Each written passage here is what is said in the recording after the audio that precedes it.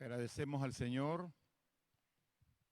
por este tiempo hermoso que Él nos ha permitido en esta tarde, en esta transmisión nueva de este domingo 27, que por cierto es un domingo especial en nuestro país, aquí en Honduras, ya que se celebra el Día Nacional de la Biblia.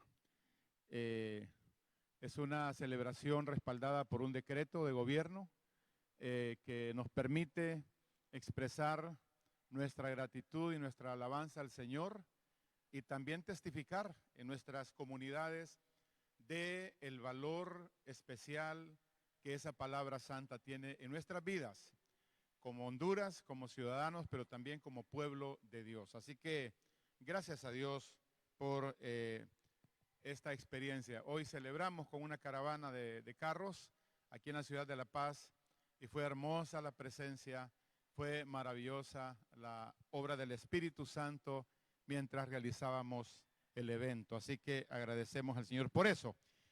Una vez más, también solamente reiterar pues que mañana a las 6:30 de la tarde estamos celebrando la oración interdenominacional aquí en la ciudad y la pastora Arsenia de una de nuestras iglesias aquí en la ciudad estará conduciéndonos en este tiempo. Aprovecho también para saludar, como siempre, a todos nuestros hermanos y hermanas, personas con quienes estamos en contacto esta tarde, justamente en esta reunión cúltica virtual, ¿verdad? Porque esta es una reunión de la Iglesia Evangélica de Santidad aquí en La Paz, Honduras.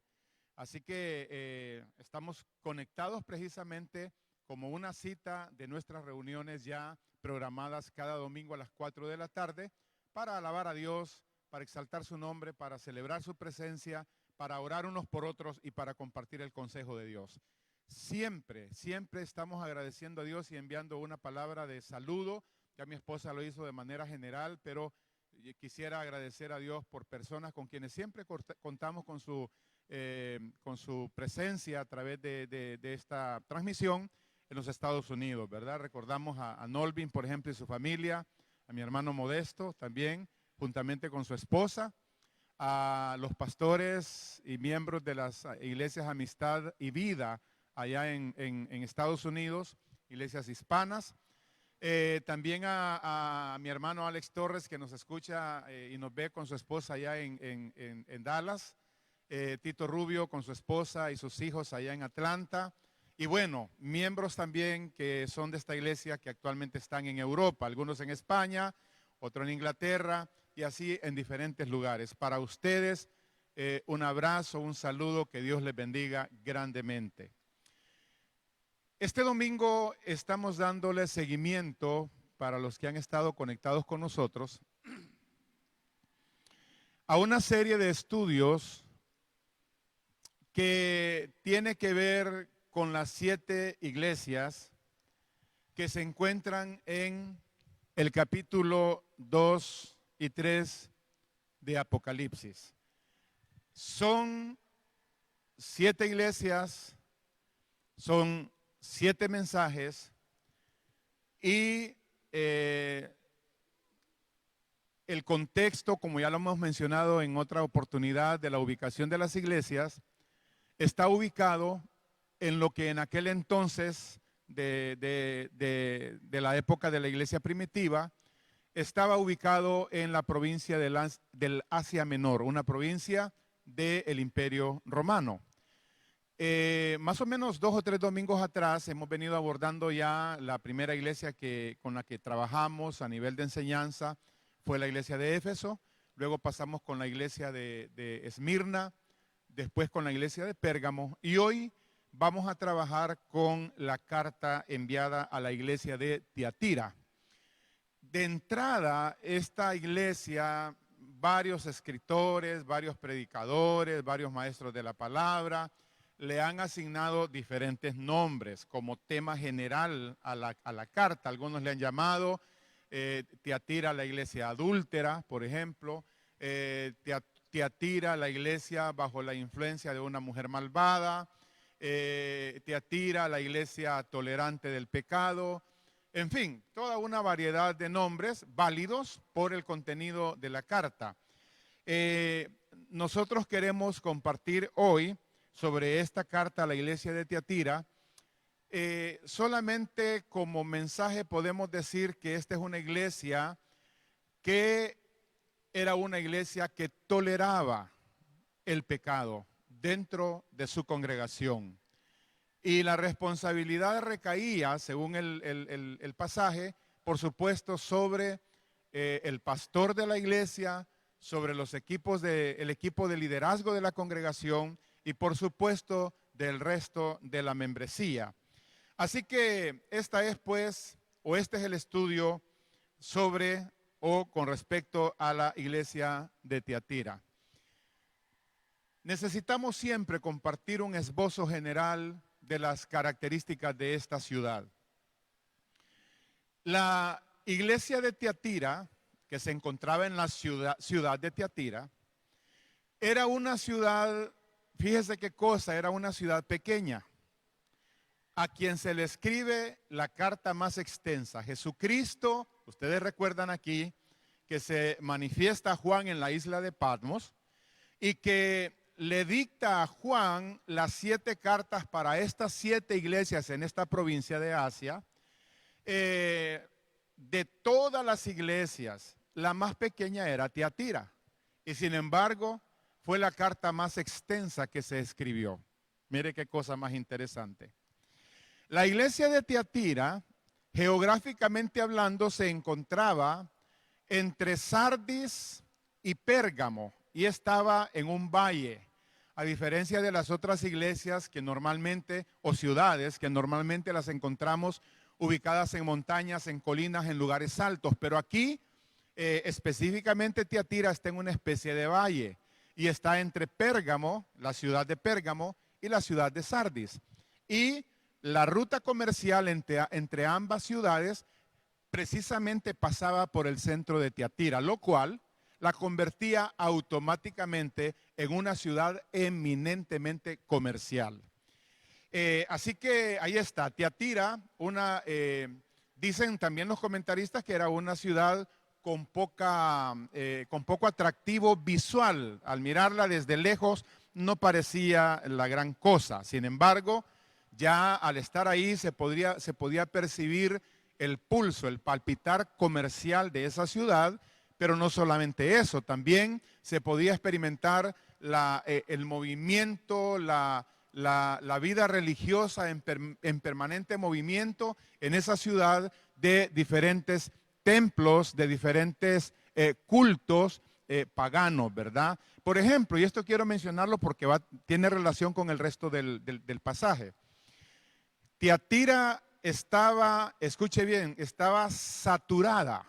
La sociedad comercial de Tiatira estaba saturada por gremios, que sería el equivalente hoy a sindicatos. Estaba, por ejemplo, estaban los panaderos, estaban los artesanos, estaban los albañiles, estaban los herreros, ¿verdad? Y toda esa variedad de grupos, de gremios, de sindicatos de trabajo estaban precisamente organizados, pero cada uno de esos gremios tenía un patrono, es decir, un ídolo, un dios. Y era una sociedad donde se reunían permanentemente por gremios para celebrar al dios patrono al cual pertenecía X gremio. Así que las reuniones que le celebraban a su Dios eran reuniones que incluían bebida, incluían ceremonias, ¿qué le digo? Con un alto contenido de hechicería, de brujería. Eran ceremonias que también incluían tremendas comilonas entre ellos. Y lo que era peor era que esas reuniones terminaban en una degeneración sexual. Generalmente terminaban en orgías sexuales.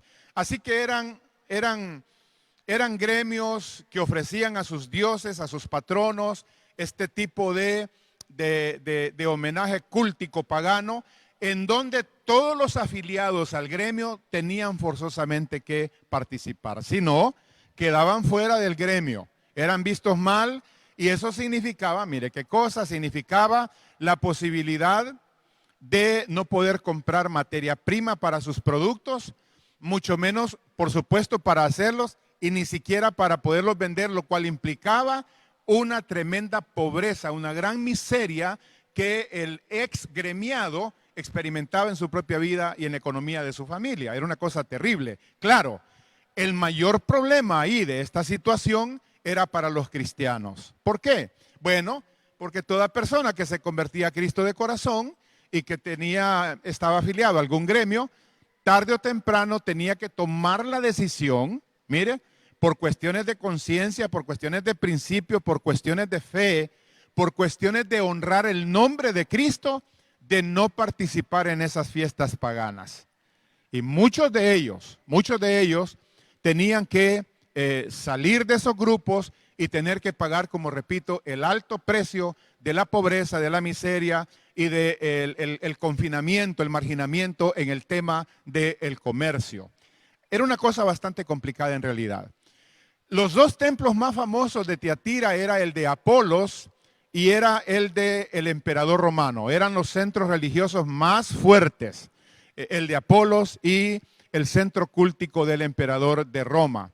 A ambos templos la ciudadanía iba para ofrecer su adoración, ofrecer sus cultos pues a estas deidades paganas. Muy bien.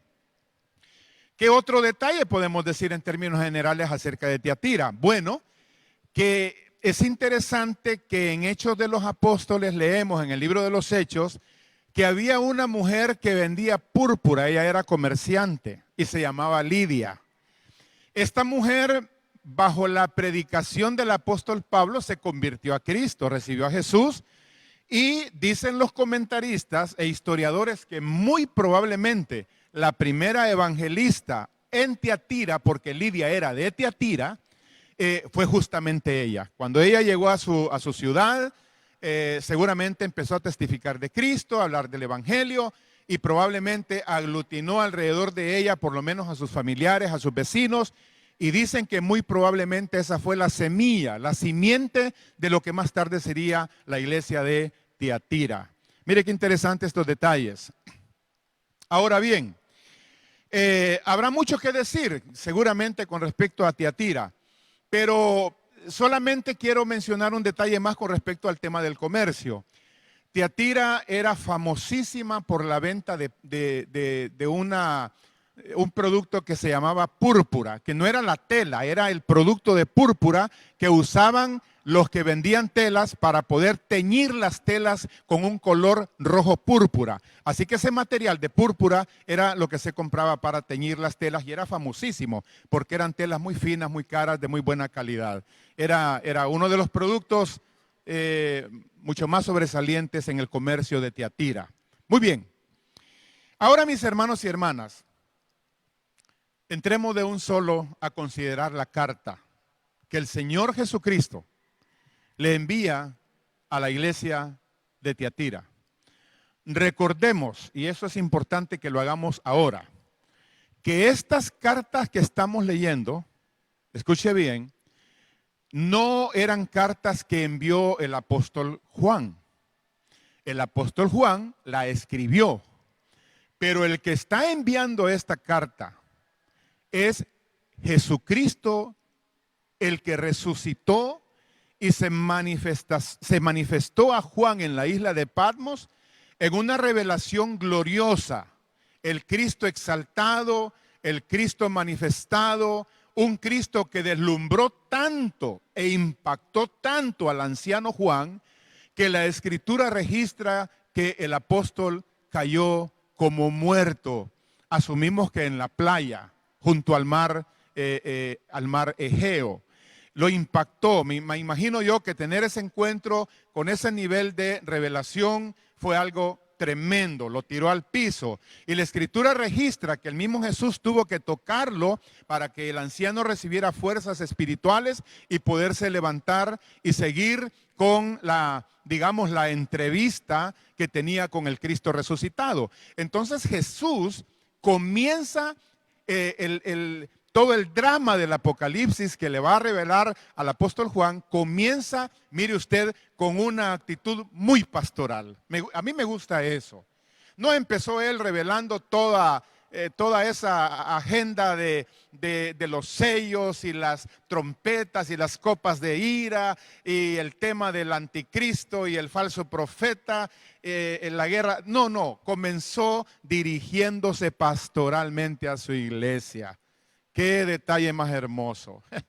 Yo no sé usted, pero a mí eso me bendice, porque en realidad muchos piensan que al acercarnos, al asomarnos al texto de Apocalipsis, nos encontramos de entrada con todos estos juicios y relámpagos y centellas y truenos y todo eso. No, empezamos la travesía de Apocalipsis justamente encontrándonos con el pastor de pastores, Jesucristo, quien se manifiesta a la iglesia, distribuida en 7 ciudades de la provincia romana, que vale decir también, ya lo hemos mencionado, que estas cartas son enviadas en aquel momento histórico para una iglesia en particular, con problemas en particular, pero que esas cartas quedarían registradas en la Biblia para seguirle hablando, para seguir siendo leídas a través de la historia de la iglesia de Cristo Jesús hasta su venida. Y la otra cosa importante es también que los comentaristas dicen que cada una de esas cartas y cada una de esas iglesias representa los diferentes períodos de la iglesia a través de la historia. Desde la iglesia de Éfeso, que representó la iglesia apostólica, hasta la iglesia de la Odisea, que representa la iglesia apóstata de estos tiempos. Eso es muy cierto, eso es verdad, y más adelante, quizás en otro momento, seguramente cuando lleguemos a la Odisea, vamos a hablar de la iglesia apóstata, la iglesia que se aparta de Cristo, la iglesia que le da la espalda al Señor, la iglesia que traiciona la sana doctrina, en fin. Ese es el tema de la iglesia de los últimos tiempos. Pero ahora vengámonos entonces a la iglesia de Tiatira. Muy bien, voy a leer todo el texto. Y después vamos a ir considerando todo el pasaje en sus partes. Recuerden que cada misiva, cada carta de Jesús tiene un saludo, una autodescripción de él. Luego el Señor pasa a describir las virtudes y a alabar cosas muy buenas de cada iglesia, con excepción de Pérgamo de Esmirna y Filadelfia. El resto de las iglesias experimentaron llamados de atención, que eso es lo que sigue después de la mención de las virtudes. Luego vienen los llamados de atención de las cosas que hay que corregir, las cosas que hay que cambiar. Luego se habla de un juicio en caso de que no se atienda eso, esa recomendación de Jesús. Luego viene lo que es la descripción de las promesas para los vencedores de cada congregación. Y finalmente el Señor tiene ahí una frase en todas las cartas. Es una cosa como que martilla el corazón de la iglesia. Debería de ser así. Cuando dice el Señor al final, el que tiene oídos para oír, que oiga. Esa frase no está así nomás. No deberíamos de atrevernos a ignorar esa recomendación, esa exhortación de Cristo a través de sus cartas. El que tiene oídos para oír, que oiga.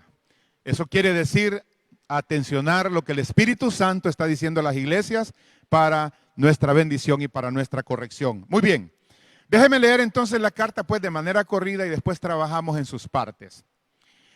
Leemos desde el capítulo 2 de Apocalipsis, del verso 18 al verso 29, si no me equivoco. Así es.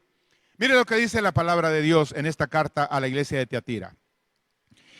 Y escribe al ángel de la iglesia en Tiatira, el Hijo de Dios, el que tiene ojos como llama de fuego y pies semejantes al bronce bruñido, dice esto: yo conozco tus obras y amor y fe y servicio, y tu paciencia, y que tus obras postreras son más que las primeras. Pero tengo unas pocas cosas contra ti, que toleras que esa mujer Jezabel, que se dice profetiza, enseñe y seduzca a mis siervos a fornicar y a comer cosas sacrificadas a los ídolos. Y le he dado tiempo para que se arrepienta, pero no quiere arrepentirse de su fornicación.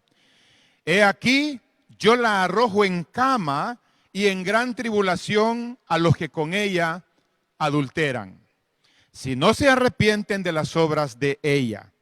Y a sus hijos heriré de muerte, y todas las iglesias sabrán que yo soy el que escudriña la mente y el corazón, y os daré a cada uno según vuestras obras.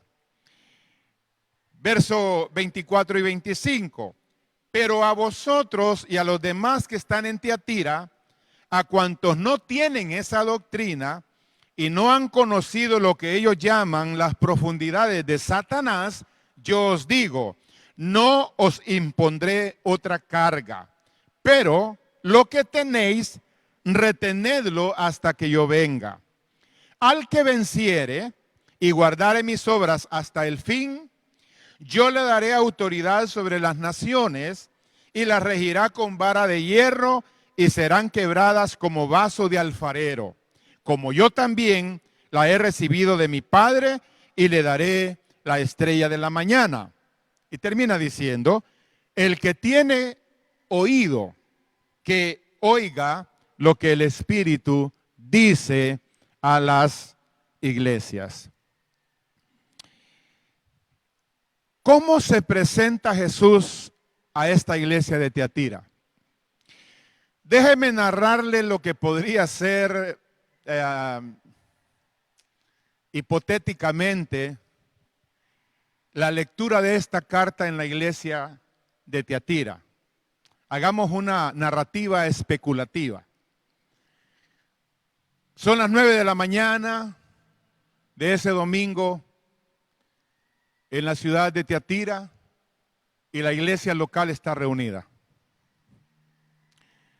Ahí está la congregación, ahí están los sugieres, ahí está el ministerio de alabanza al fondo, los líderes principales en los primeros asientos, el pastor está enfrente, está aclarando su garganta porque va a empezar una carta que envió el anciano Juan en la isla de Patmos, y el pastor comienza diciéndole a esta congregación que la carta que está próximo a leer la escribió Juan, y Jesucristo se la dictó para ellos como iglesia local. Pero quiero decirle algo más. Ahí está la reunión, ahí está la iglesia. Pero también en esa iglesia está sentada una señora al fondo con un grupo de líderes cerca de ella. Ella se llama Jezabel. Ahí está. Y hay otros miembros por ahí dispersos que también son parte de este grupo de doña Jezabel. Están en el culto. Y yo no sé, pero yo supongo que cuando el pastor da esta explicación de lo que va a leer, a mí me parece que el ambiente se puso electrizante. La atmósfera se puso tremendamente cargada con el Espíritu Santo. Ahí estaba el Espíritu del Cristo resucitado en ese culto, juntamente con la misiva, la carta que en ese momento se va a leer. Yo, por lo menos yo, estaría sudando, porque saber que estoy enfrente de un pastor que va a leer una carta que viene directa de Jesús, sin comentarios, sin cosas entre líneas, sin nada más que la verdad desnuda, cargada de amor, de gracia, de misericordia, sí, pero muy directa, muy directa. Así que con este marco, digamos, hipotético, ¿verdad? Nos ubica en la realidad del ambiente donde se va a leer esta carta. Con eso en mente, veamos cómo Cristo se manifiesta, cómo se define frente a esta congregación. Mire lo que dice, mire cómo Él se presenta. Y escribe al ángel de la iglesia en Tiatira. Ya hemos dicho, y hay que repetirlo otra vez, aquí el ángel tiene que ver con el mensajero de esa congregación, es decir, con el pastor.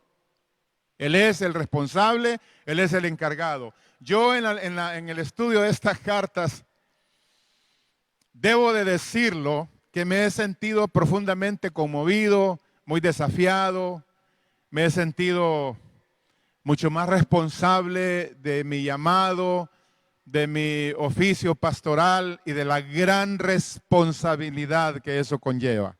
Se lo digo honestamente. Estoy reevaluando mi relación con Cristo, reevaluando mi relación con la iglesia, con la obra, y estoy sintiendo quizás como nunca la carga, la gran responsabilidad del llamado a velar por la grey, por la iglesia del Señor. Tremendo. A veces uno puede estar ejerciendo algún ministerio o alguna otra cosa sin entender las implicaciones. Pero leyendo estas cartas, créame, he sentido el peso porque cada carta va dirigida al ángel de la iglesia. Y el ángel aquí es el responsable juntamente con su equipo de líderes para velar por la iglesia, para estar cuidando que se lleve a cabo el pastoreo, el tema de la evangelización, el discipulado, el desempeño de las diferentes actividades propias de iglesia, pero no solo eso, velando y cuidando por la sana doctrina de esa congregación. Es una cosa tremenda, es una cosa tremenda. Yo siento eso, hemos platicado con mi esposa, le digo, caramba, mira, 30 años después de estar pastoreando y empiezo a sentir una cosa así bien pesada en mi corazón. Sí es cierto, con mucha misericordia y esperanza, pero sí un gran desafío. Escribe al ángel de la iglesia en Tiatira.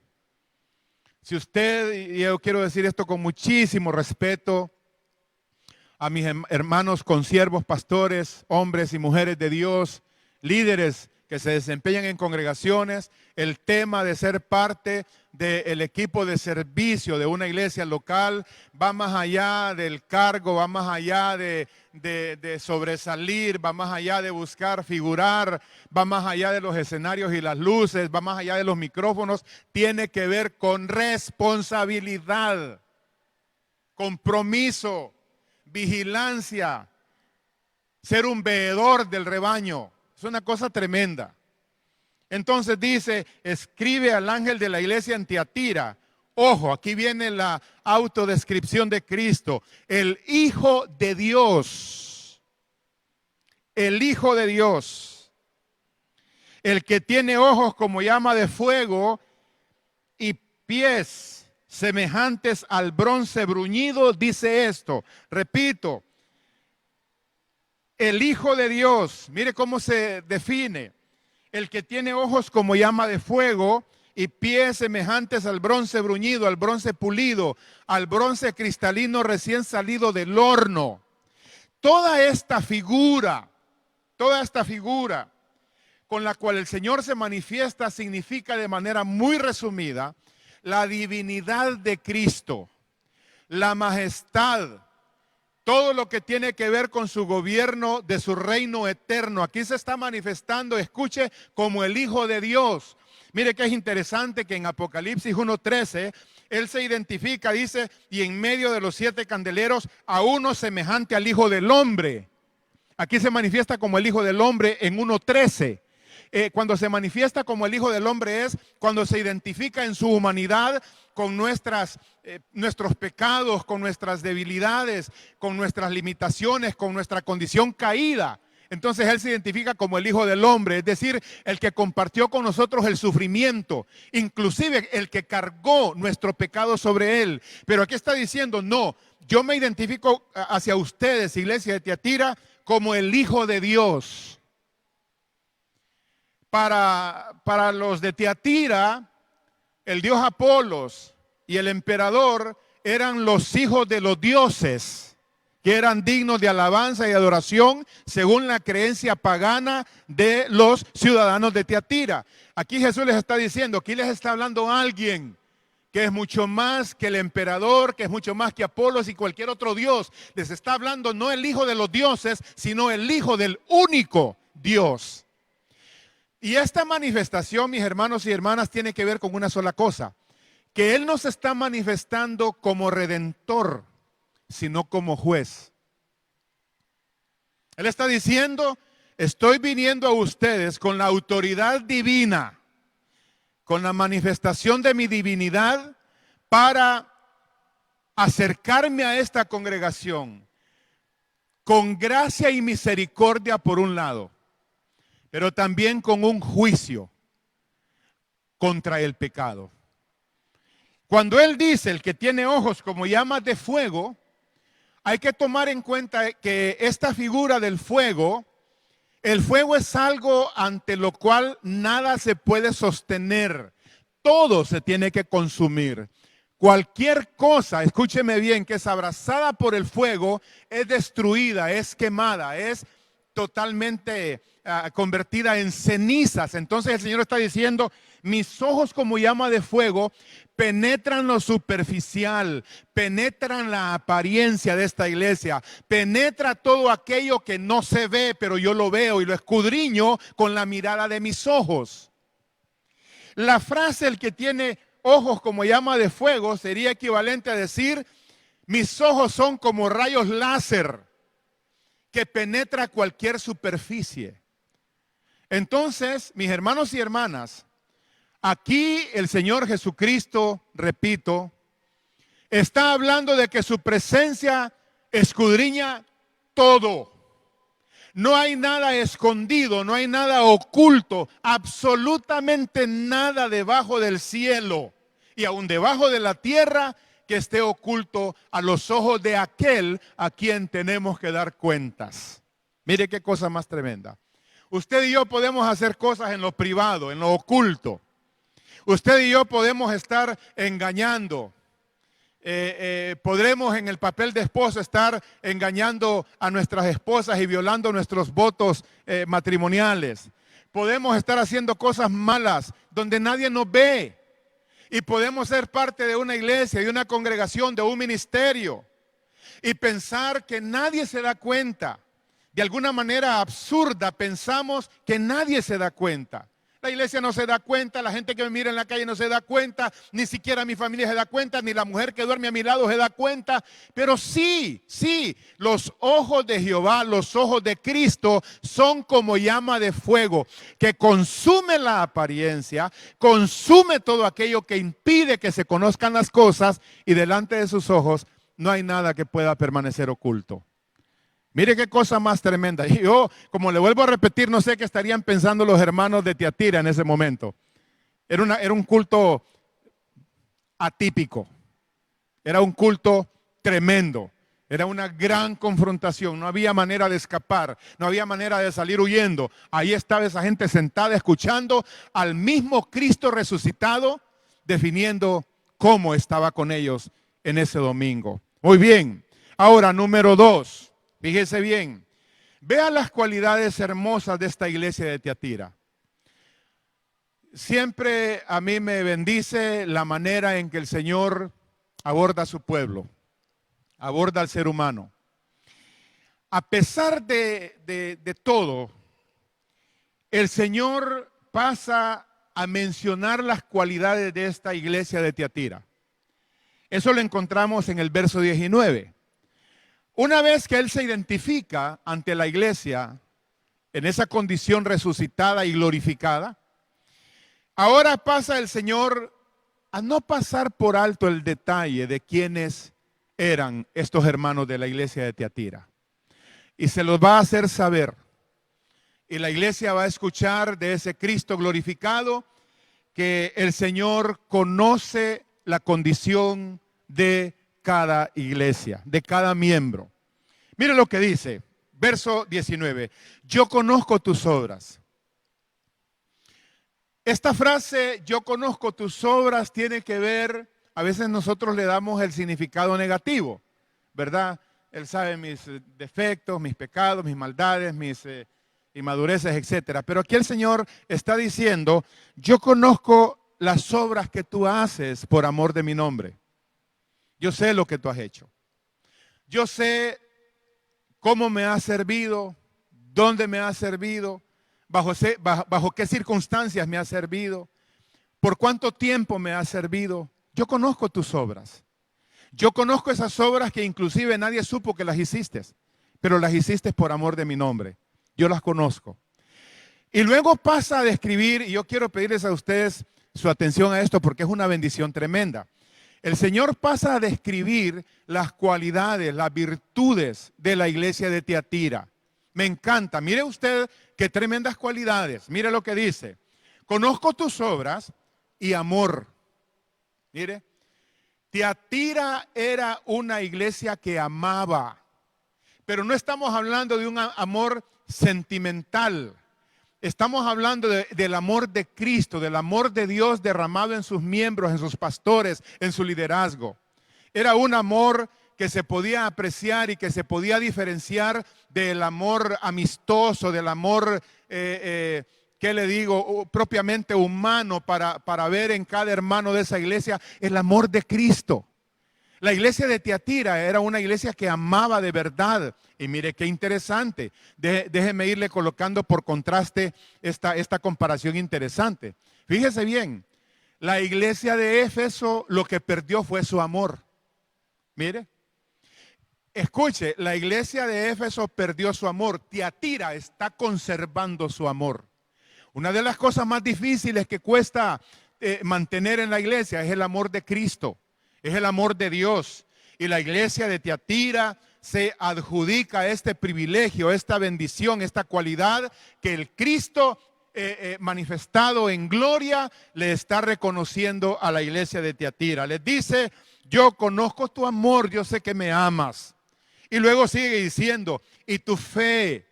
Era una iglesia que iba creciendo en fe. Era una iglesia que comenzó de manera modesta en su trabajo evangelístico, pero luego se fue desarrollando y fue creciendo no solamente en números y en obras y en amor, pero también fueron creyéndole a la palabra. Era gente de fe, era gente que emprendía con fe, era gente que se movía con fe, era gente que oraba con fe, era gente que predicaba la fe en la palabra de Dios. Yo conozco tu fe. Y mire lo que dice, y servicio. Óigame, ¿qué cualidades esas? Eres una iglesia que tiene obras, amas con el amor de Dios, tienes una fe visible que hace que mi mano se mueva a favor tuyo y también eres una iglesia servicial. Eres una iglesia que no ha cerrado ni su corazón ni sus manos a los necesitados, a los pobres, a gente vulnerada en la comunidad.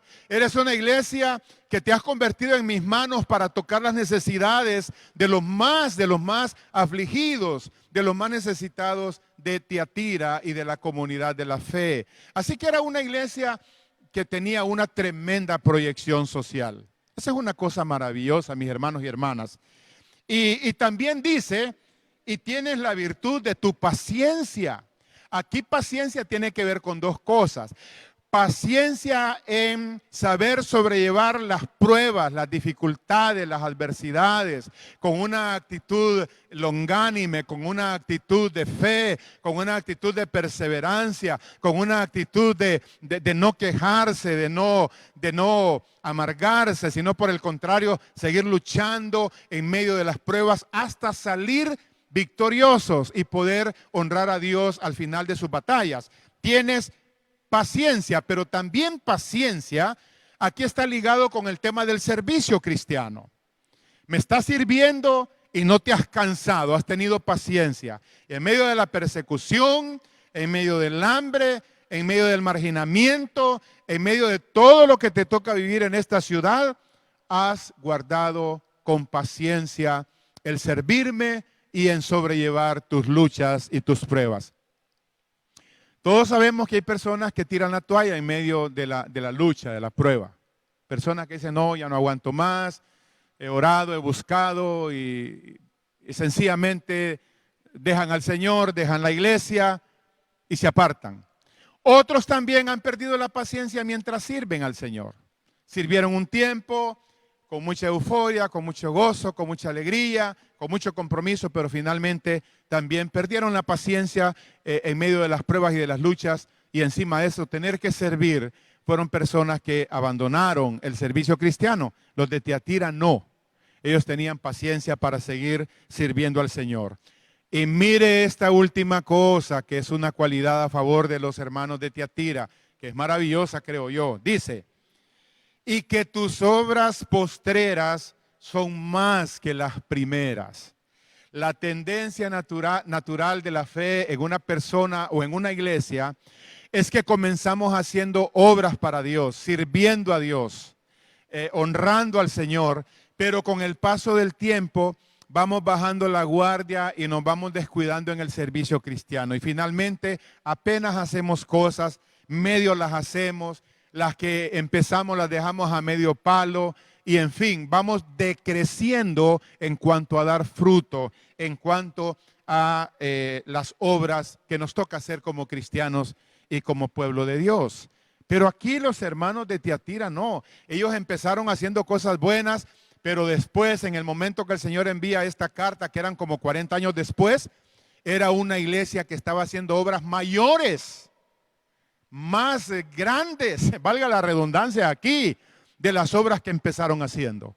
Así que uno podría decir, yo me siento tentado a decir, ok, esta es la iglesia perfecta, con todas estas cualidades que se le acaba de mencionar. Una iglesia con obras, una iglesia que ama, que tiene fe, servicial, paciente y que ahora tiene mayores proyectos, mayores obras y mayor alcance que lo que tenía al principio. ¿Qué más podemos pedir? Es una iglesia dinámica.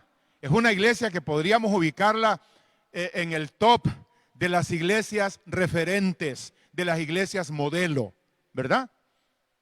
Sí, si leemos eso, esa es la conclusión a la que todos arribamos. Sin embargo,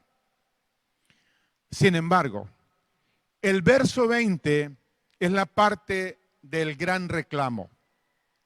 Es el gran reclamo para Tiatira, para la iglesia. A esta altura no pierda de vista que ahí está el pastor leyendo la carta. Ahí están los miembros de la iglesia escuchando.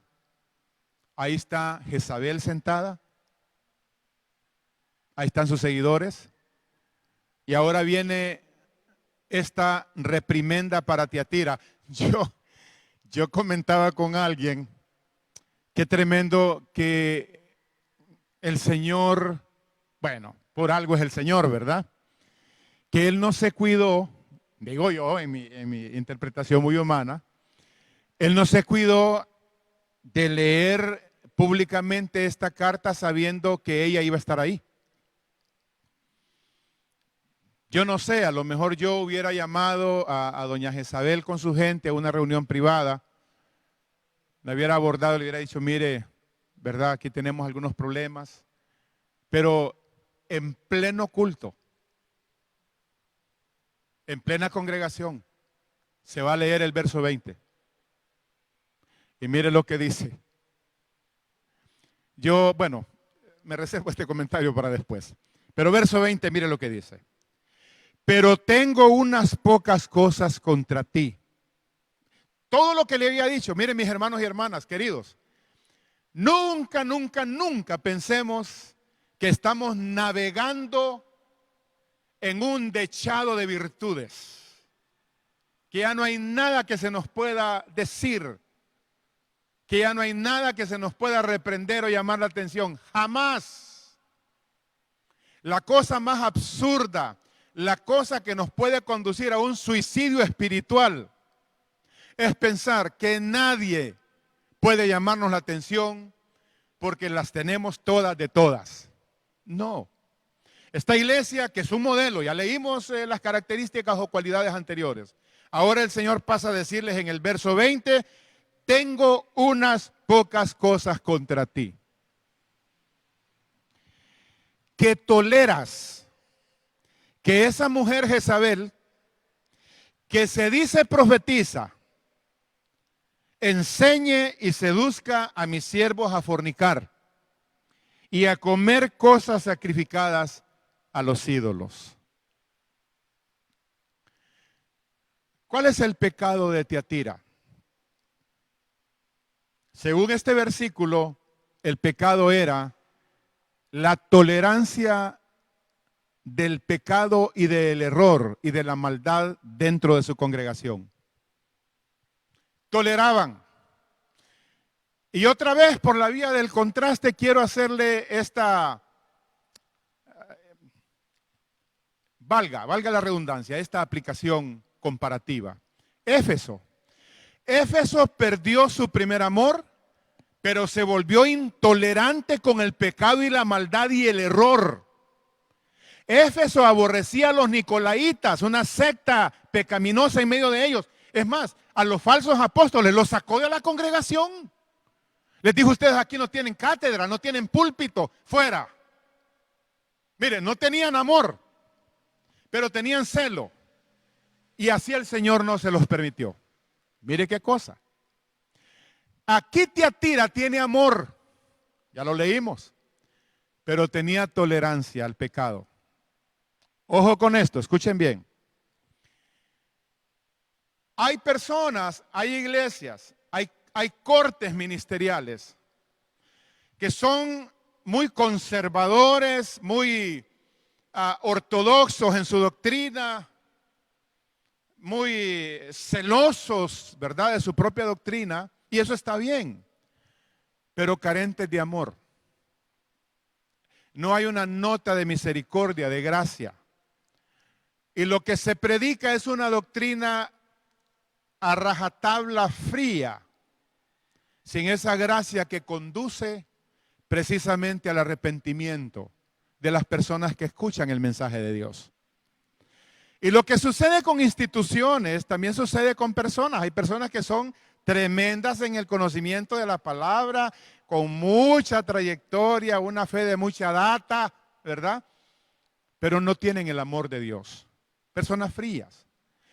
Ojo, en cambio hay gente que es todo amor, iglesias que es todo amor. ¿Sí? Uno entra y respira amor, toca amor, ve amor. Una cosa maravillosa, su liderazgo son preciosos, desbordan de amor. Su pastor es toda una figura amorosa.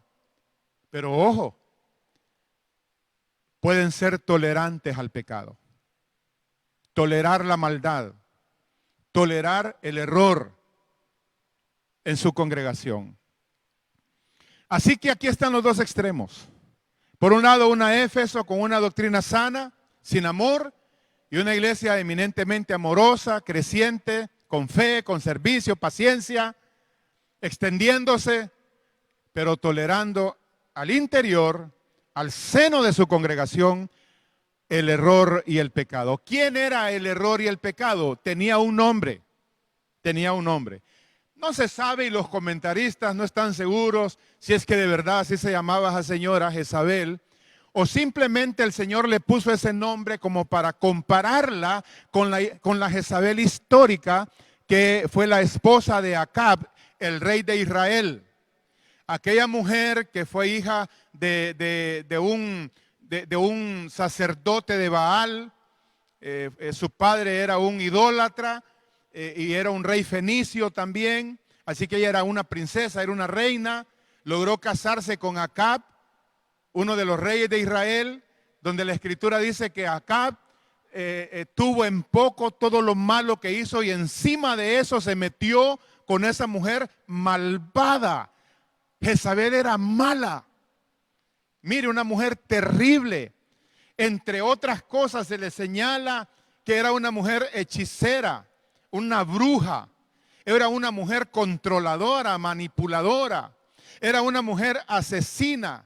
Era una mujer que para lograr lo que quería no importaba si había que matar mató a un pobre hombre inocente, a un hombre justo de Dios llamado Nabot, que tenía una viña preciosa, y a Acab le gustó la viña, le dijo, dámela o te la compro, o la cambiamos por otra, yo te doy lo que vos querrás. Y él le dijo, no, no puedo porque esta es una herencia de mi familia. Y el hombre Acab, que por cierto, mire, Acab tenía algunas características interesantes. Era un tipo sin carácter. Era un hombre que no tenía convicciones en Dios. Era un hombre que dependía en influencia de su mujer. Era un hombre que, aunque era el rey, detrás de su trono quien gobernaba era Jezabel. Mire qué cosa. Y eso tipifica al hombre que no es cabeza en el hogar, que no lidera como cabeza espiritual en una iglesia. Es un hombre que le ha relegado toda su labor y todo su trabajo a la mujer. Es un hombre que no tiene carácter, que no tiene convicciones. Ese era Acab. Y esta mujer lo manipulaba. Escuche lo que voy a decirle. Jezabel era tan perversa, tan mala, que trajo toda la idolatría, todo el culto a Baal al pueblo de Dios, a Israel. ¿Sabe usted a cuánta gente ella convirtió a la religión de Baal, a esa religión pagana, a esa religión pecaminosa? A 10 millones de israelitas. 10 millones. Arrastró Jezabel. Solamente 7,000 israelitas se mantuvieron fieles a Dios. Siempre hay un remanente.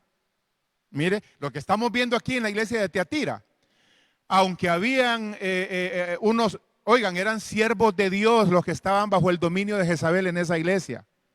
Sí, predicadores, gente con liderazgo, gente que perfilaban para pastores. Esa mujer se los había envuelto bajo ese manto de brujería, de hechicería, de falsa profecía. Y ahí los tenía, bajo su dominio, bajo su control. Y habían otros hijos dentro de la misma congregación que seguían a Jezabel. Estamos hablando del Nuevo Testamento, por supuesto, de la carta de Tiatira. Pero mis hermanos y hermanas, Jezabel era una mujer colocada ahí, viviendo y respirando y siendo parte de la membresía de la iglesia de Tiatira. Le dice el Señor a esta iglesia, tú toleras a esa mujer que se llama Jezabel. Ojo, que se dice ser profetisa. Mire que nadie nombró a Jezabel como profeta. Ella se hacía llamar profetisa. Ella decía, yo soy una sierva de Dios. Yo soy profeta. Yo soy el canal de los oráculos de Dios, de la palabra de Dios. Ella se sentía respaldada en todo lo que decía de parte de Dios. Y esta mujer enseñaba y seducía a los siervos de Dios a dos cosas: a fornicar y a comer cosas sacrificadas a los ídolos. Mis hermanos y hermanas, ¿qué significaba eso? Como ya mencionamos, habían fiestas paganas de diferentes gremios en la ciudad de Tiatira. Fiestas que incluía la bebida, la inmoralidad, el ocultismo, la hechicería. Y escuche bien, Jezabel había seducido a estos siervos de Dios que estaban en la iglesia de Tiatira y los había introducido a esos gremios para que participaran de las ceremonias paganas, asegurándoles que bajo la gracia y la cobertura de Dios participaran en lo que participaran, ellos no iban a pecar. No tenían posibilidades de contaminarse. Ellos podían participar en el pecado, en las orgías, en la inmoralidad y estar protegidos por una suerte de gracia que Jezabel les aseguraba que ellos poseían con la ayuda de Dios. Imagínense qué tremendo. Dice, enseña y seduce a mis siervos a fornicar y a comer cosas sacrificadas a los ídolos. ¿Cómo es que ella los condujo también a la fornicación espiritual? Escúcheme bien. Esta mujer tenía la capacidad de engaño, porque hay que entender una cosa. Jezabel no solamente era una persona en sí. Acuérdese, la Biblia nos dice que nuestra lucha no es contra sangre y carne. Es decir, no peleamos con gente de carne y hueso. Ahí la batalla de esa congregación y su liderazgo contra Jezabel en realidad era una batalla espiritual. En esta mujer estaba operando Satanás. Estaba operando un demonio fuerte, una presencia maligna cuyo objetivo era destruir la congregación y tomar el control de la iglesia, desplazando al pastor o sometiéndolo falsamente a su liderazgo falso. Ese era el objetivo de Jezabel. Acuérdese que Jezabel, según el Antiguo Testamento, era especialista en robarse viñas para su rey. Aquí Jezabel se quiere robar esta viña del Señor. Quiere engañar al pastor y someter a su liderazgo bajo su encanto, bajo su mentira, bajo el espíritu de error. Mire qué tremendo. Ahora, quiero tratar de contextualizar a Jezabel el día de hoy. ¿Cómo es que opera? ¿De qué manera se infiltra? ¿Cómo lleva a cabo la comisión del mal en medio de las iglesias? Por la misericordia de Dios, tenemos 38 años de conocer al Señor, 30 de servirle. Y he tenido la oportunidad, triste y dolorosamente, debo de decirlo, de ver a este espíritu operar en algunos movimientos, en algunas iglesias, donde el espíritu de Jezabel ha dejado dolor, ha dejado división, ha dejado familias quebrantadas, ha dejado pastores y familias pastorales destruidas, ha dejado ruinas y cenizas en muchos ministerios. Quiero mencionar cómo es el modus operandi del espíritu de Jezabel el día de hoy. Pero antes de hacer eso, quiero salvaguardar algún par de cosas que es bueno aclarar antes de entrar a esta descripción, para hacer honor a lo justo y también para hacer honor a mujeres preciosas, a mujeres maravillosas de Dios, con quienes Dios nos ha bendecido como iglesias, a quienes Dios ha bendecido a muchas familias pastorales con mujeres maravillosas dentro de nuestras congregaciones. Mujeres abnegadas, mujeres serviciales, inclusive mujeres con algún corte profético absolutamente genuino y bíblico que ha operado en sus vidas. Pero son mujeres que no salieron de la noche a la mañana, que no aparecieron en la congregación autoproclamándose profetas, sino que son mujeres con trayectoria en la misma iglesia local y que uno conoce sus vidas, su testimonio, su familia, que son gente absolutamente creíble y temerosa de Dios. Así que yo quiero decir entonces que tengamos cuidado al hacer la siguiente descripción de no encasillar mujeres en este modelo que vamos a describir, porque sería muy riesgoso y muy injusto en algún momento dado. Además, no es la intención. La intención es definir un perfil. La intención es definir un modelo que nos ayude a proveernos más discernimiento, especialmente a los pastores, a los líderes, para velar por la viña del Señor, por la obra de Dios, por la iglesia de Jesucristo y mantenernos alertas, hermanos. Mantenernos alertas para ver cómo podemos salvaguardar la iglesia del Señor en contra del espíritu de Jezabel. Así que yo reconozco pues mujeres de Dios, mujeres santas de Dios. Y bendigo el nombre de Dios. En nuestra iglesia local y en muchas iglesias que conocemos hay mujeres que son un tesoro de Dios.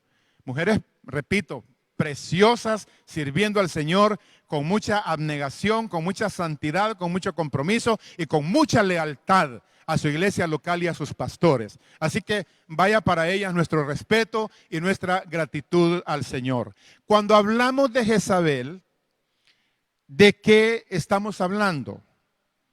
¿Cuáles son las características de esta mujer? Déjeme leerle aquí a continuación algunas de las características y luego voy a tratar de hacer alguna aplicación contemporánea de cómo opera el día de hoy. Las características de Jezabel, según la palabra de Dios, el Antiguo y el Nuevo Testamento, son las siguientes. Jezabel no se interesa por los demás, es una característica de ella. Es más, el nombre Jezabel significa no cohabitable, es decir, no cohabita con nadie más, porque no le interesa a nadie más. Y solo le interesan los demás si ella está ganando en esa relación, si ella controla, si ella gobierna, si ella manipula. Si ella no lidera esa relación, entonces no cohabita con esa persona, ni con esa iglesia, ni con ese ministerio. Número 2, a Jezabel no le agrada trabajar en equipo. ¿Por qué? Déjeme decirle por qué.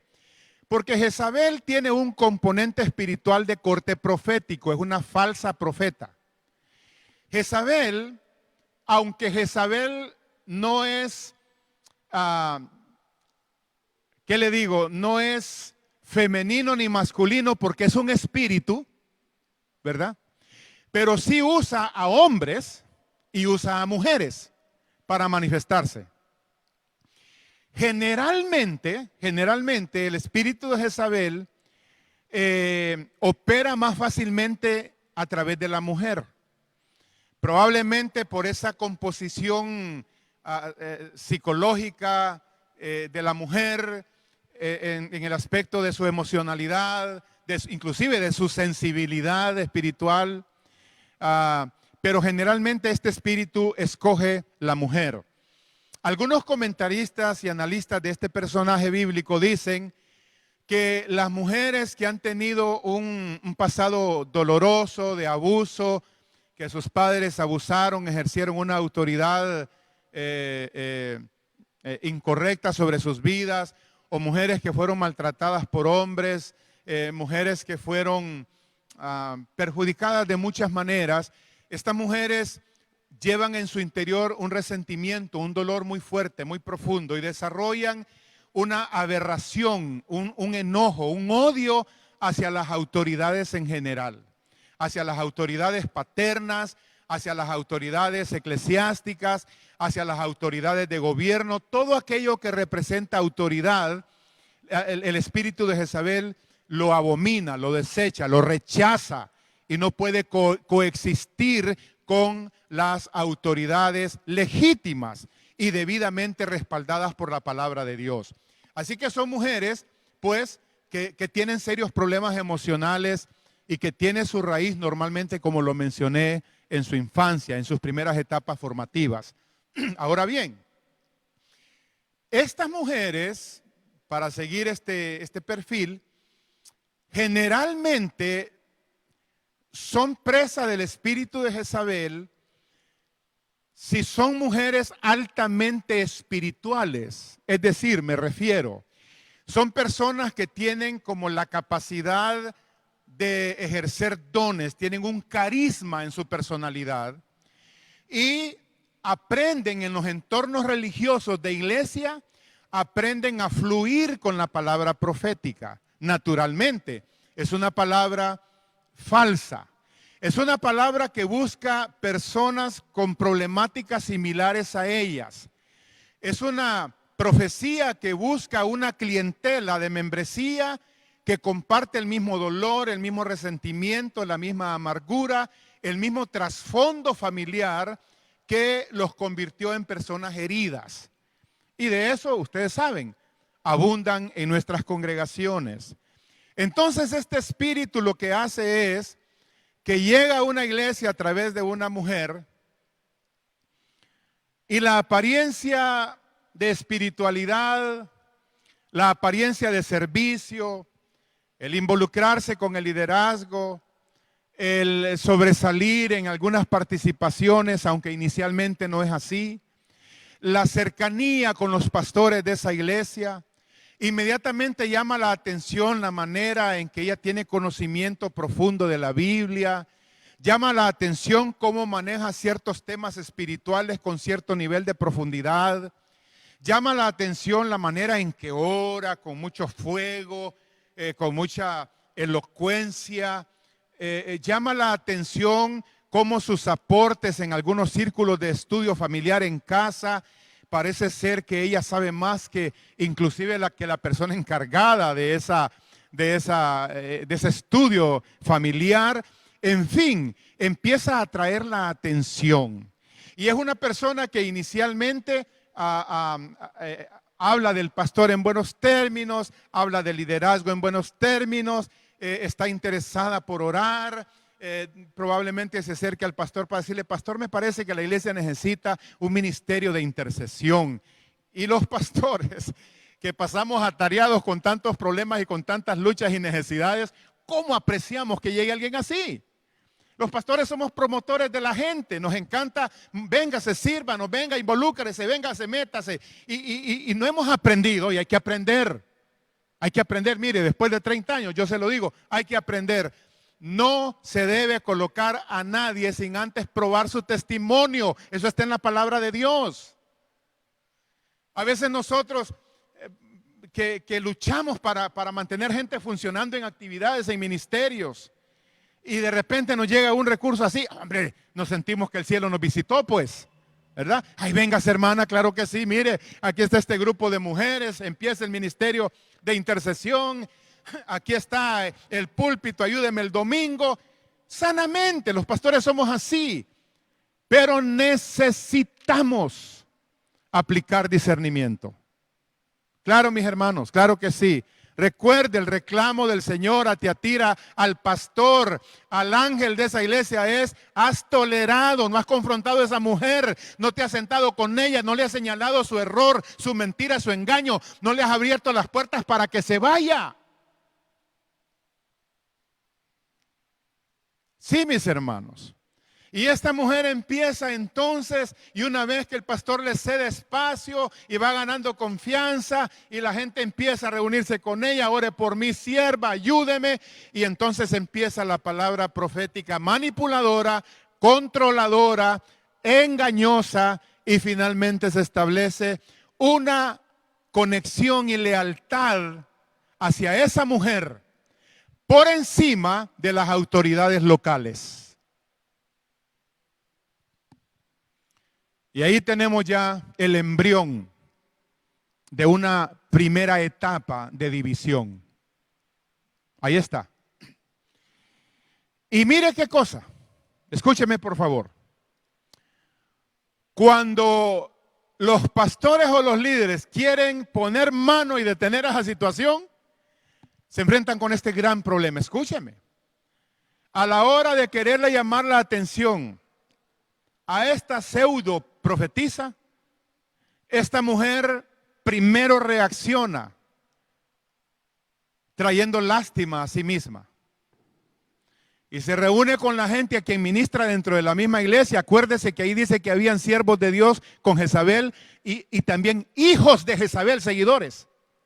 Se reúne con ellos y dice: miren, mis hermanas, me tengo que ir de la iglesia, el pastor no quiere que ministre, el hombre es un hombre de Dios, pero creo que tiene un celo ministerial. Mire qué tremendo. Y ya tiene usted una facción dentro de la iglesia a favor de Jezabel, en contra de las autoridades pastorales. Ahora el malo de la película es el pastor. Y una vez que esa situación se define y que generalmente la mujer sale normalmente con un grupo, una vez que han salido, entonces el verdadero espíritu de Jezabel suelta toda su artillería contra el pastor y esa iglesia inclusive con palabras de maldición, oraciones de hechicería, maldiciendo a los pastores, maldiciendo el liderazgo, maldiciendo la membresía en general. Sale quién es ella. Acuérdese, la Jezabel del Antiguo Testamento persiguió a los verdaderos profetas. Asustó con amenaza de muerte a Elías. Elías se tuvo que ir a encuevar deprimido, deseando morirse, porque ese espíritu, cuando profetiza maldición, crea atmósferas de opresión espiritual.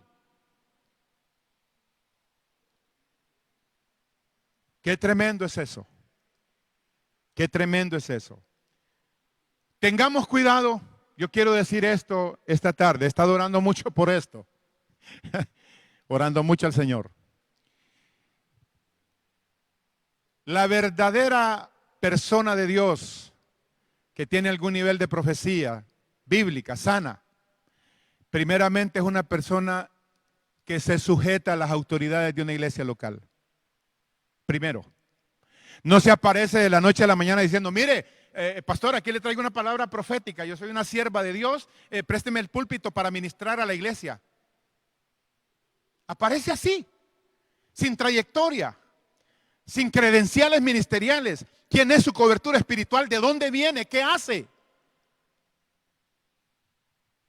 Una persona reconocida con algún ministerio de algún corte profético es una persona sujeta a sus pastores. Es una persona que ha crecido y se ha desarrollado espiritual y ministerialmente en una iglesia local, sirviendo a la iglesia, no compitiendo con las autoridades, sino poniendo su don para servir, que edifica, que consuela y anima.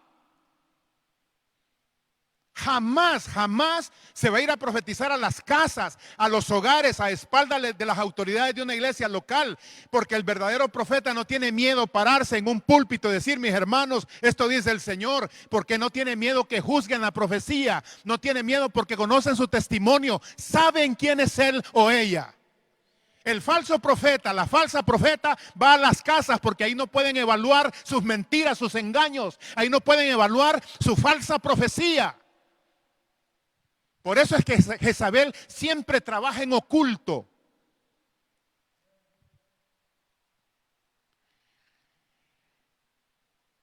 Tengamos cuidado, estos son tiempos peligrosos. ¿Sabe usted qué es lo que busca Jezabel finalmente? Sacar gente de las iglesias. Alimentarlas con vientos, con vendas mágicas, dijo el profeta del Antiguo Testamento con falsa profecía. Mucha gente que anda fuera de las iglesias con una actitud de rebeldía, con una actitud de orgullo, con una actitud de engaño, bajo estos ministerios proféticos falsos. ¿Sabe qué es lo que pasa? Que los engañan, le dicen, mira, todo está bien con vos, Dios te ama, Dios te bendice, te va a dar este ministerio, vas a ser grande, no te preocupes, tu familia. Y con esa falsa profecía lo que están haciendo es evitándole que se arrepienta de su rebelión, de su orgullo y se vuelva a Dios de corazón. Eso es lo que pasa, eso es lo que sucede. Según el verso 21 y 23 de Tiatira, de esta carta a la iglesia de Tiatira, dice el Señor lo siguiente, escuche. Y le he dado tiempo para que se arrepienta, pero no se quiere arrepentir de su fornicación, hablando de Jezabel. Mire qué misericordia de Dios. Mire qué cosa tan maravillosa. Hablándole a Jezabel, arrepiéntase. Señora, arrepiéntase. Confiese su pecado. Reconozca que usted está obrando en un espíritu de engaño, que ese poder no es del Espíritu Santo, no es genuino. Arrepiéntase y yo le prometo perdonarla, salvarla y restaurarla. Pero dice, no se quiere arrepentir. Y yo quiero decirles algo en esta tarde. Yo sé que el tiempo se nos está yendo, yo lo sé. Pero escuche por favor, le ruego que me regale un poco más de tiempo. Escuche. Una de las cosas que yo he descubierto en mi modesto servicio ministerial a través de los años es que si hay pecado que es difícil que una persona, no imposible, pero difícil que una persona se arrepienta, es el pecado de ser un falso profeta o de ejercer un falso ministerio profético. Cuesta, le voy a explicar por qué. Porque ¿cómo convence usted a una persona que dice tener el respaldo de Dios en todo lo que habla, en todo lo que sueña, en todo lo que ve? Yo me he encontrado con personas así y he tratado de ayudar, he pretendido conducirles a una palabra de consideración y de arrepentimiento. ¿Y sabe con qué le sale uno a esa gente muchas veces? Fíjese que tuve un sueño con usted, pastor, y el Señor me dijo esto, esto y esto y esto y esto. Hay personas que yo sé que lo que necesitan es arrepentirse, pedirle perdón a Dios y venir a Cristo e integrarse a sus iglesias. Usted habla con ellos, pero son ese tipo de gente. ¿Y sabe qué dicen? Que andan volando con el Señor, que tienen visiones y sueños y hasta entrevistas privadas con el arcángel Gabriel. ¿Qué hace uno con gente así? Por eso es que Jezabel, escúcheme, aunque estaba sentadita escuchando esa carta de parte de Cristo, oyendo cómo se le descubre su pecado, el Señor dijo, no se quiere arrepentir. Eso es una cosa triste. Y mire lo que dice el Señor, he aquí yo lo arrojo en cama y en gran tribulación a los que con ella adulteran. Yo quiero decirle una cosa en esta tarde.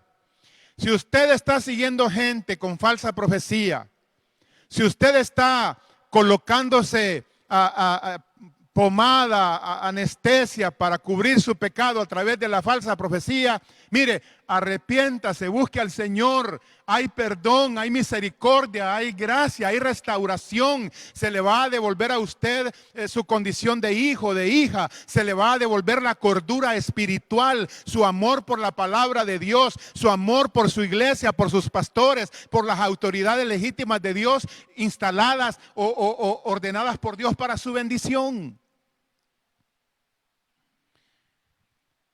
Si no se arrepienten de las obras de ellas, toda persona seguidora de falsos líderes, de falsos profetas, van a experimentar, si no hay arrepentimiento, no lo digo yo, lo dice esta carta para todos nosotros, habrán condiciones de juicios, enfermedades, problemas serios espirituales por haberse vinculado y haber fornicado con la falsa doctrina, con la falsa profecía. Esa es una fornicación espiritual.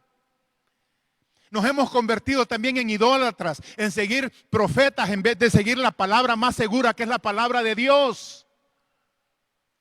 Hemos hecho de estos movimientos ídolos, los que determinan nuestro destino, nuestra dirección, nuestros proyectos. En vez de ir a la palabra de Dios, arrodillarme, decirle, Espíritu Santo, guíame, enséñame, capacítame, discipúlame, Señor. Y luego dice, y a sus hijos heriré de muerte. Hay muchos hijos ministeriales de estos ministerios proféticos. Un montón de gente que anda por ahí, para arriba y para abajo. Profetas que no tienen el respaldo y la bendición de Dios ni del cuerpo de Cristo. Son hijos de estos ministerios. Dice el Señor, los heriré de muerte. Y oiga lo que dice, y todas las iglesias sabrán, todas sabrán que yo soy el que escudriño la mente y el corazón y os daré a cada uno según vuestras obras. Escúcheme, por favor, querido hermano y querida hermana, por favor, escúcheme. Todavía no sabemos que Dios escudriña la mente y el corazón de las iglesias, no lo sabemos. Pensamos que la iglesia es como un refugio para nuestros pecados y maldades y nuestros malos estilos de vida. No es cierto. Tarde o temprano, la palabra de Dios vendrá, está viniendo, bajo la unción del Espíritu Santo para descubrir nuestras desnudeces, a fin de que nos arrepintamos y nos volvamos a la gracia, a la misericordia y a la bendición de nuestro Dios. No tenemos que pasar por juicios, no tenemos que experimentar la mirada de fuego de Cristo. No. Si ustedes notan, el carácter de esta carta es un carácter eminentemente pastoral. Y mire lo que sigue diciendo acá el Señor para ir terminando. Verso 24 y 25 dice, pero a vosotros y a los demás que están en Tiatira, otra vez, mire este remanente, ¿se acuerda? 10 millones de israelitas siguiendo a Jezabel y 7,000 que no habían doblado sus rodillas a Baal. Bendito sea Dios por los remanentes.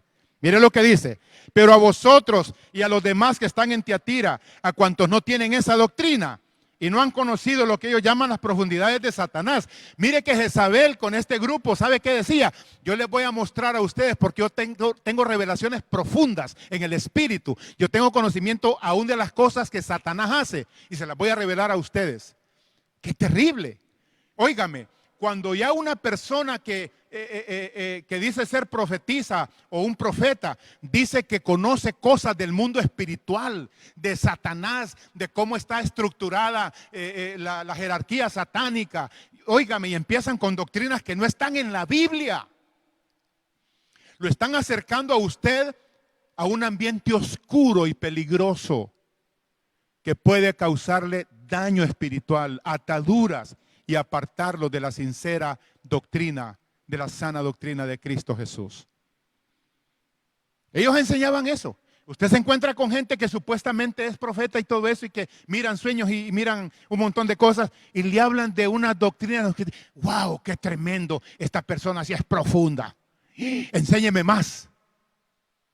Le habla de profundidades, no de las profundidades de Dios, no de las virtudes de Cristo, no del carácter del Espíritu Santo, no de la santidad, no del quebrantamiento, no del servicio, no de la consagración, no de las profundidades del diablo.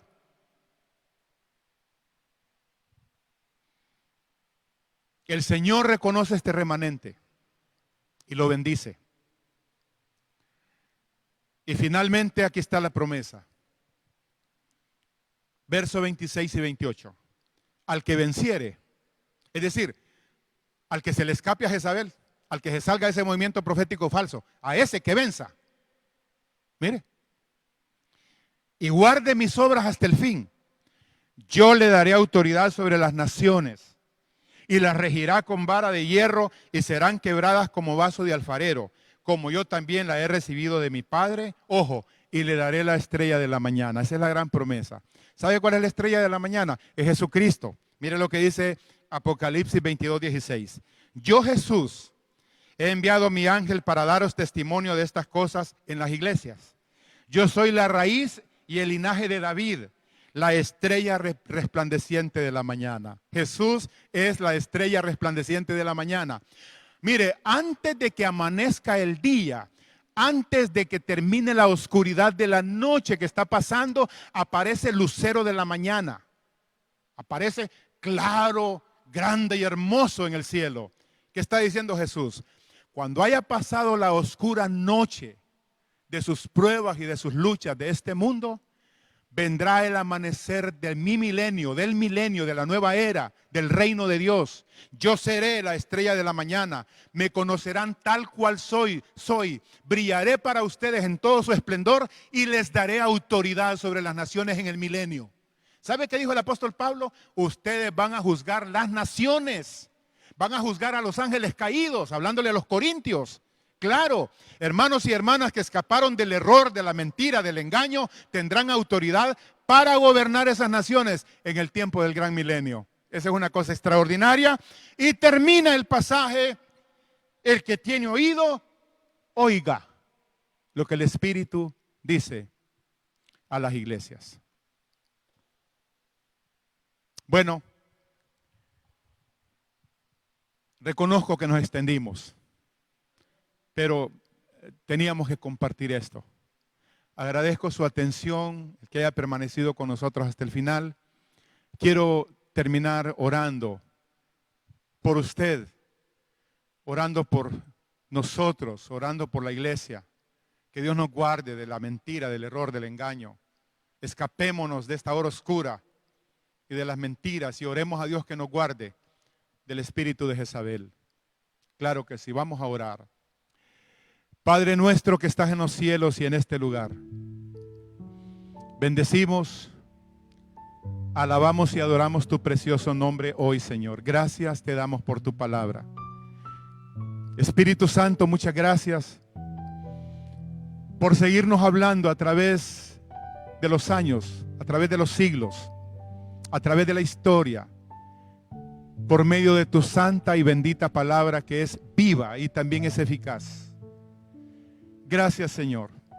Hoy, al igual que aquella iglesia, Señor, venimos para arrepentirnos de nuestros pecados, de nuestras maldades, Arrepentirnos, Padre, de toda actitud fornicaria con otras doctrinas ajenas y falsas y enemigas de tu santa palabra. Señor, hoy en el nombre de Jesús, venimos para que nos limpies, para que nos purifiques, para que santifiques nuestro espíritu, nuestra alma y nuestro cuerpo. Y permítenos, Padre, avanzar y crecer en la santificación. Ayúdanos a limpiarnos de toda contaminación de carne y de espíritu y permítenos, Padre, alcanzar la santidad en el temor de Dios. Padre, que toda persona que hoy ha estado con nosotros a través de esta transmisión, esta palabra sirva para que se afirmen y se consoliden en la fe, pero para que otros a lo mejor huyan del engaño, del error, de la mentira, y que por tu gracia y por tu Santo Espíritu puedan ser libres en el nombre de Jesús de todo espíritu de Jezabel, de toda doctrina engañosa de Jezabel, que sean libres, que les resplandezca la luz de tu santo evangelio sobre sus corazones, que les sea quitado todo velo, toda venda, toda mentira, todo engaño, toda forma equivocada, Señor, de vivir la vida cristiana. Sean libres en el nombre de Jesús para que vengan a la libertad gloriosa de los hijos de Dios. Te damos las gracias por este tiempo.